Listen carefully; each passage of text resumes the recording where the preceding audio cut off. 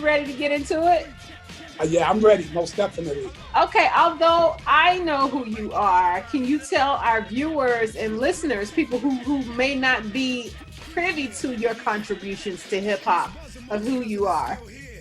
Well, I'm Mikey D, aka Mikey Destruction, aka Playboy Mikey D.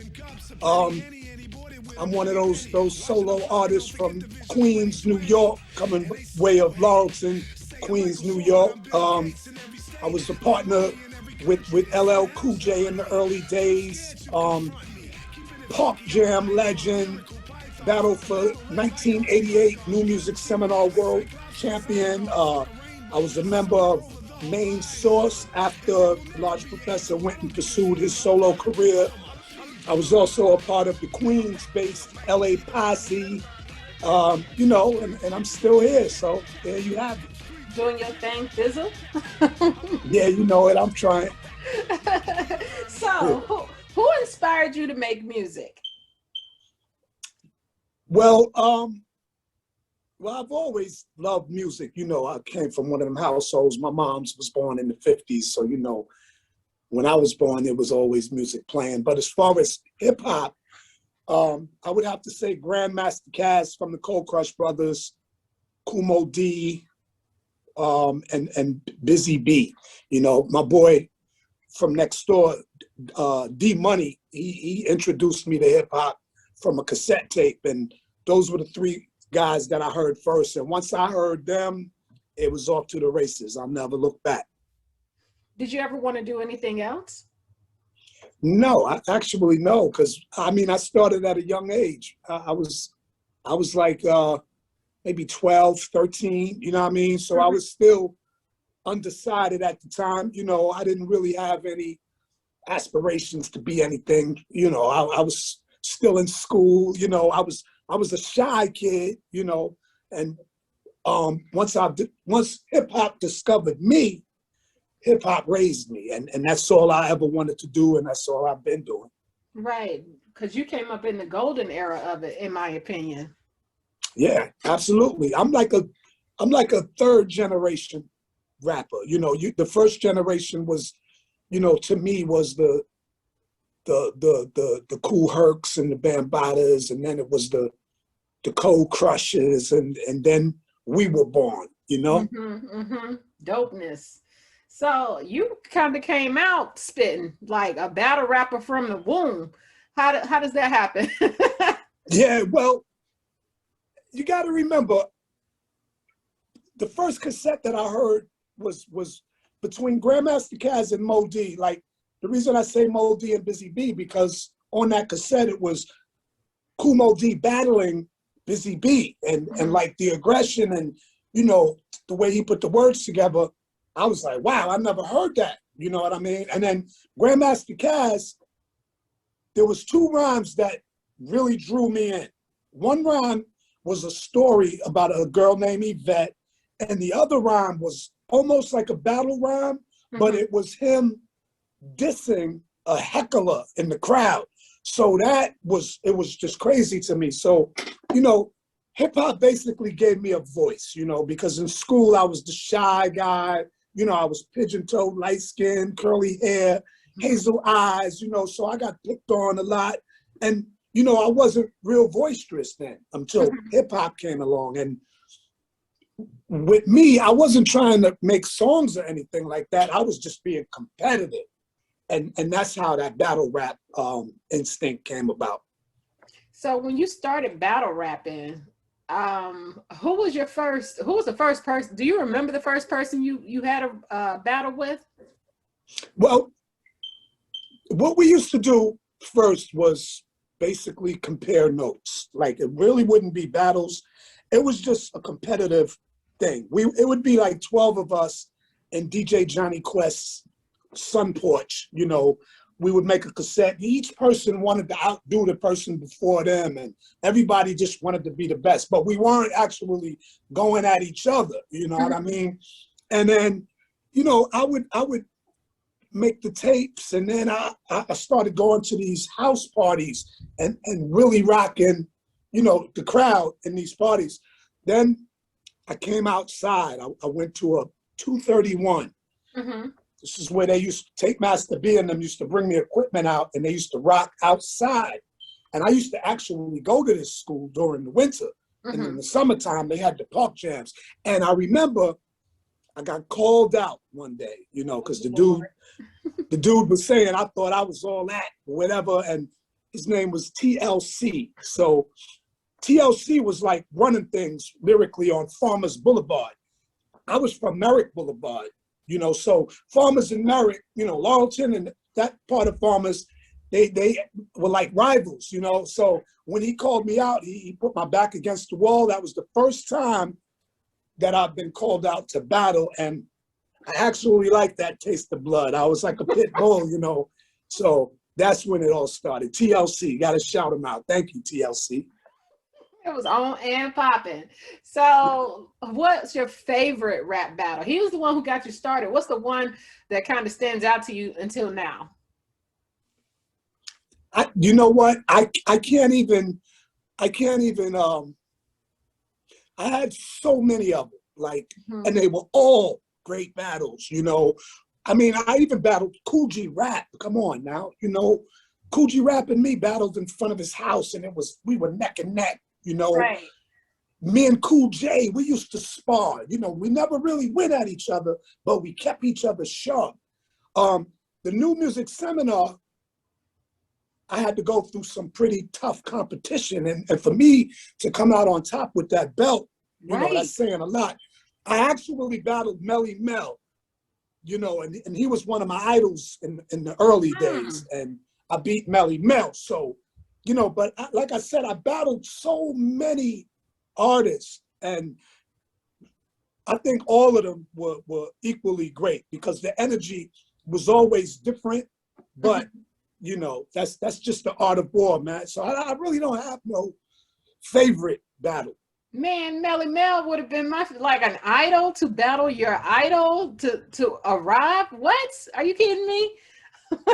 Yeah, well, you know, it was kind of upsetting to me though to battle him because I really didn't want to battle him, and it wasn't a part of the plan. Right. You know, he turned it into a battle. And at that particular time, I kind of lost a little respect for him. And I still wouldn't have battled him, but I had three things going against me. One, I was a new school artist. Two, I was from Queens, and that's when the you know, the Bronx and the Queens things was going on. And three, it was just, I was a pretty boy, you know, and he couldn't take it. You know what I mean? So he went at me. He went at my throat, and I had to give it against Pee Wee Herman. You know. It's a but I love Melly Mel. Don't get it twisted. I love him. You know, I'm glad that happened. It's a part of history. You know, and there's no love lost. You know, everything is love now. Right. It's a pertinent part of hip hop. I mean, like, let's give this respect. Let's give your belt, like your talents, the respect that it deserves. You won New Music Seminar battle for world supremacy. That's battle not for world supremacy. Yes, that's not small. That's not like no. Yeah, no, that was one of my main accomplishments right there. And you know, the funny thing about it is, I was so much on that battling tip that the year prior, which was 1987, I had a record out called I Get Rough.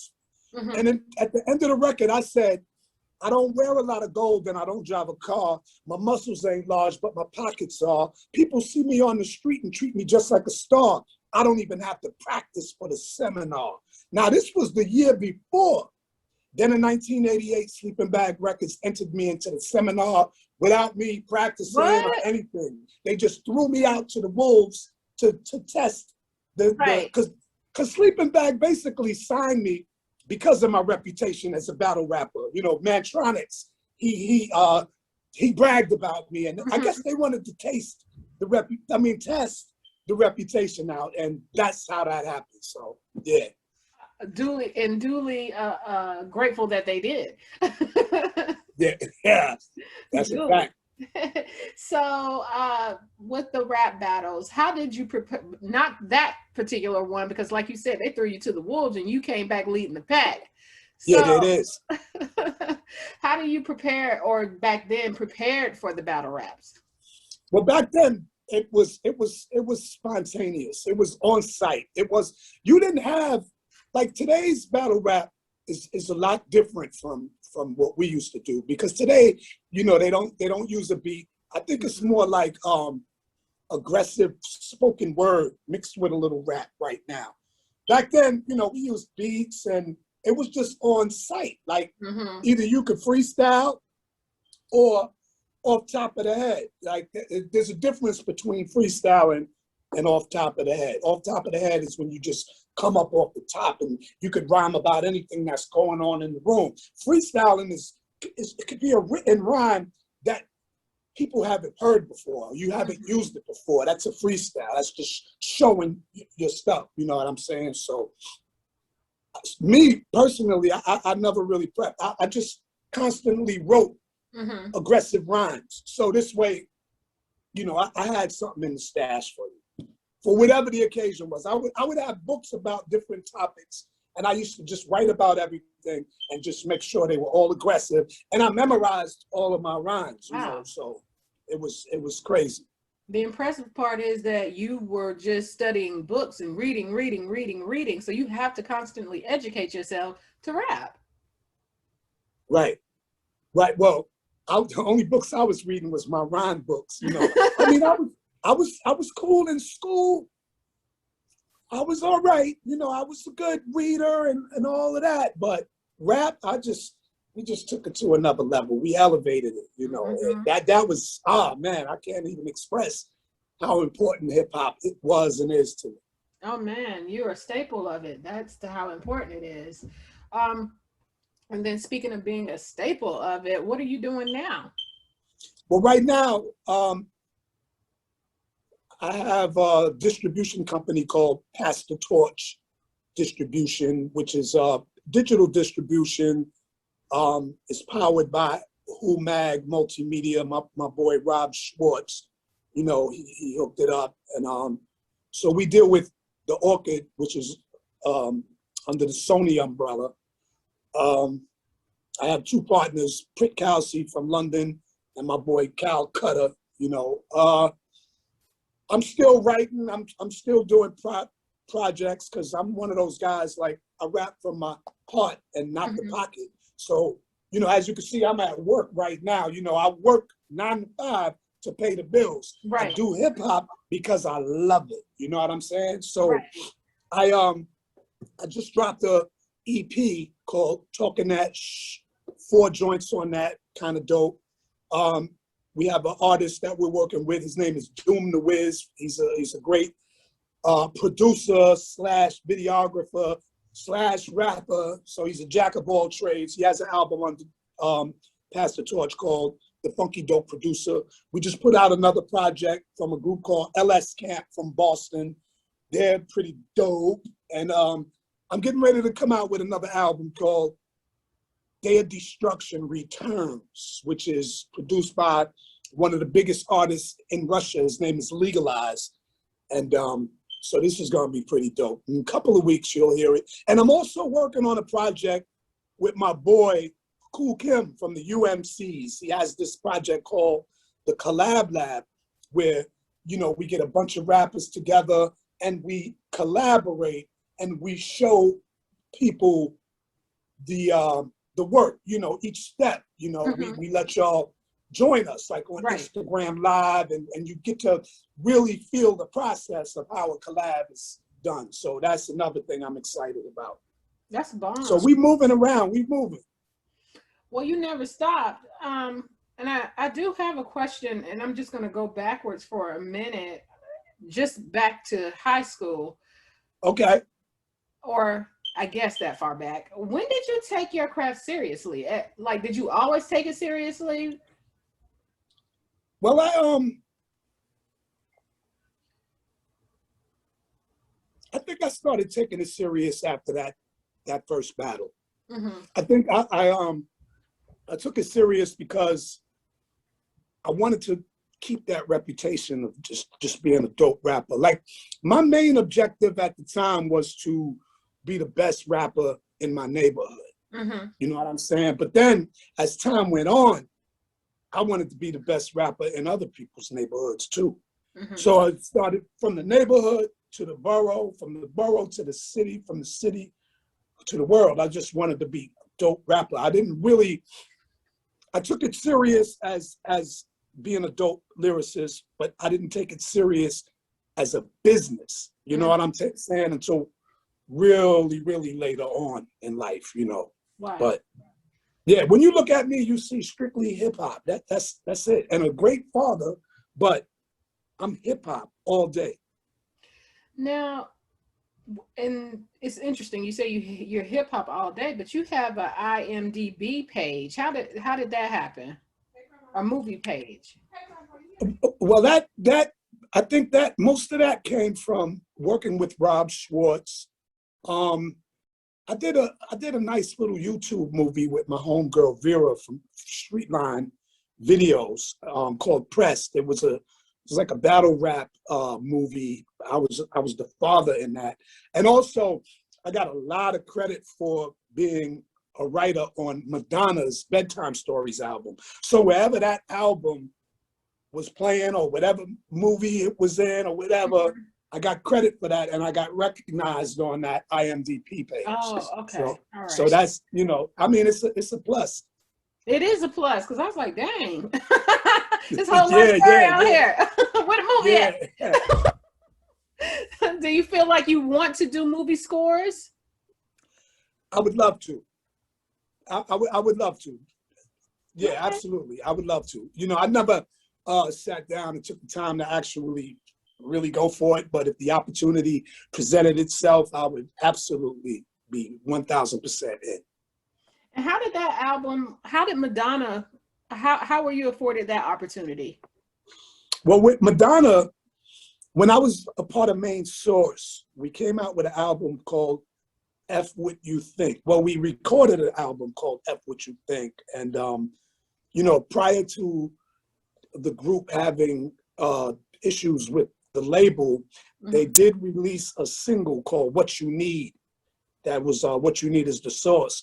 And that did pretty well. It landed us on Soul Train. You know, we got a lot of play, you know, BET and the MTVs, and it was really popping. And I think Madonna, her people or somebody, they wanted to sample the music. So they sampled our music, and they, you know, instead of paying us upfront cash, they gave us writers' credits. So if you listen to the Bedtime Stories album, it's a song called Human Nature. That music is our music. Man, legacy, basically. Yeah, so I got a nice triple platinum album out of that, you know, a nice plaque, you know. I feel pretty good about that. Yeah. And you know, the ASCAP checks look good with her signature on it, you know. Right, yeah, absolutely. Madonna was like the Beyonce of our time. Exactly. If not larger, in my opinion. But, you know, that's a different conversation. You did say something that definitely stood out to me about the business aspect of hip hop and record labels and all that genre that people don't talk about. So is that one of the lessons, would you say that's one of the lessons you learned coming into the game? Yeah, I definitely learned that lesson.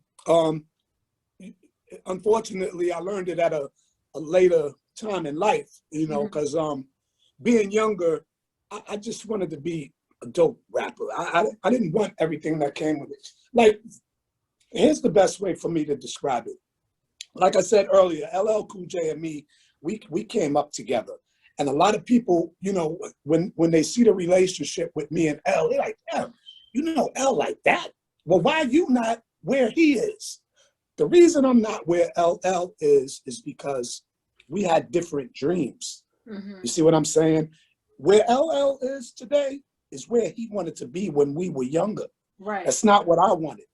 See, LL was the type of person that if we had $2, if I had $2 left and he had $2 left, I would go to the store and buy me a beer and chill in the hood and battle cats in front of the store.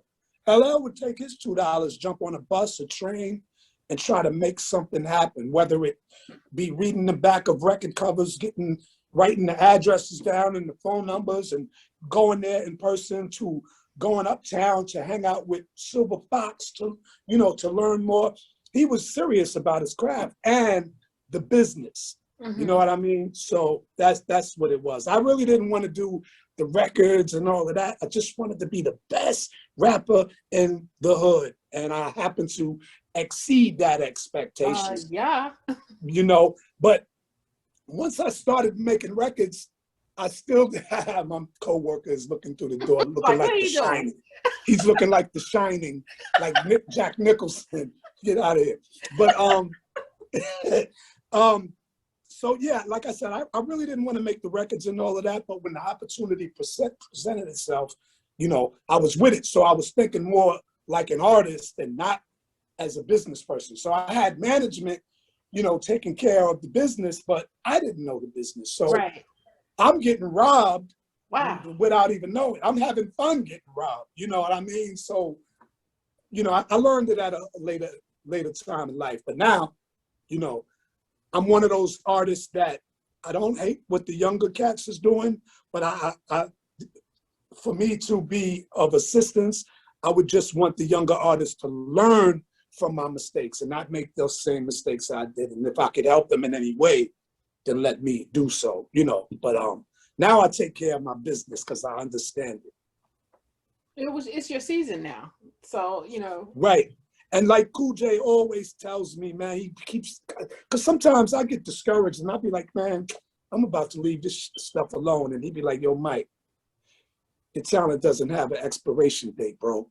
Keep going, man, because you keep us motivated. You know what I mean? And that means a lot to me because I don't try to be young.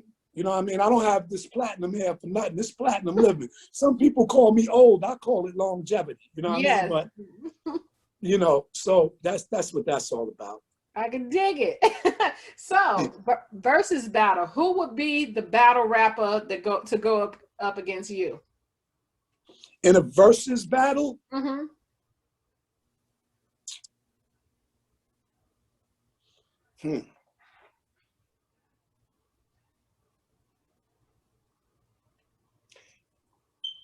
That's a good one. I would say me and maybe DMX. DMX. I mean, if we go on rhyme for rhyme, it would have to be me and DMX, rhyme for rhyme. Right. Well, we can't go hit for hit because my catalog ain't that long. My street catalog is that long, but as far as records and all of that, my catalog ain't that great. But my tapes are. You know what I mean? So yeah. Me and DMX would be dope, or maybe me and Raekwon or something like that. Did you catch that Ghostface Killer and Raekwon versus battle? Nah, actually, I didn't. I stopped looking at the versus battles after DMX and Snoop. Oh, okay, all right. So I missed them all. Well, those weren't. Well, Snoop. I will say I'm a fan of Snoop. His energy is just phenomenal. Just his antics, his charisma. He's just a funny guy. So that was okay. But that one with Raekwon and Ghostface definitely brought back memories. Definitely. So I'm gonna have to go back and check that one out then. I'm gonna have to check it. Definitely check that one out. So with your new record label, you're writing for other people. Do you consider yourself a ghostwriter? Can be. Actually, I just wrote something for somebody. But I'm not really, I could be a ghostwriter, but I'll take that. I'll put that under the hat too. I'll take that, As long as you know what you are, that's all that matters, right? Right. Yeah. So, with your and I do have two. I listened to two of your singles, and one of them was "Two Street Champion." What was the motivation behind that? Well, Street Champion, that came about from what's his name, Legalize, the producer. Mm-hmm. Legalize always called me the people's champ. He was like, you know, I'm one of the unsung artists. And, you know, he always put that battery in my back for being the people's champ. So when he was making that beat, he thought of the title Street Champion. And from him, me feeding off of the energy of what he was saying to me, that's what inspired me to write that. Okay, I love it. So, and again, I guess you're a writer of music, basically. Now, where can our viewers follow you and download your music and just kind of stay up to what you got going on besides work? They can you can download you can download my music on all streaming platforms, Amazon, Spotify, wherever, you know, iTunes and all of that. Just type in Mikey D, you know, or the real Mikey D, and it'll all come up. But it's everywhere. The music is everywhere. Mikey D, I have one last question. I apologize. Since you are from like I said, you're third generation, but you're still, in my opinion, from the golden era, which is the Right. hip hop I bop to growing up. And so you understand what's important when it comes to rapping and hip hop in general, you know, as far as musical content. So as for music now, is there something you would like to change or add to it? Well, I think right now we're in a great space. It's, you know, technology just made it so much easier for the artists to be independent and to, you know, take control of what they're doing. The only thing, you know, everything evolves. Mm-hmm. So what the younger generation is doing is fine, but you have a difference. You have that, what they call that real hip hop, and then you got that commercial stuff that is more, I think the commercialized industry type stuff is more of a distraction. Like with this what's his name? What's Little Nas X and the devil stuff and all. I think that's a distraction. It's a gender that I don't know. Like me, like I said, with me, I rap from the heart and not from the pocket. And the only thing that I could do is stay in my lane and be myself. Because me being my age, I'd look silly, you know, rapping about Molly's, using auto-tune, walking around with my pants hanging off my behind and the bottom super tight. I'd look silly doing that. So all I could do is reinvent myself and be a better version of me. And what I love to do for all of the artists today, their parents might not like what they're doing, but their parents grew up on what we do. So there's still a market out there for people like us that appreciate that boom bap hip hop. You know, look at Busta Rhymes, for instance. Busta Rhymes just came out with a new album that is banging. You know, Nas, you know, you still got artists from our era that can still do it. So all I could do is be a better version of myself, and I just want artists from our age to do the same. You know, evolve, be a better version of you, and just try to top the projects that you did. Don't stay stuck, you know what I mean, in the 90s, because we can't bring the 90s and the 80s back, you know, but what we can do is just be better versions of ourselves. That's right, which is why we have so many samples to this day. That's right. So again, leave that information and I'll let you get back to work. No problem. Yeah, you can find the music is everywhere, all streaming platforms, Spotify, wherever you could go. You could just Google it or something like that. But make sure you're follow me on Instagram, the real _Mikey D. You can same tag on TikTok, the real _Mikey D. What? Same on.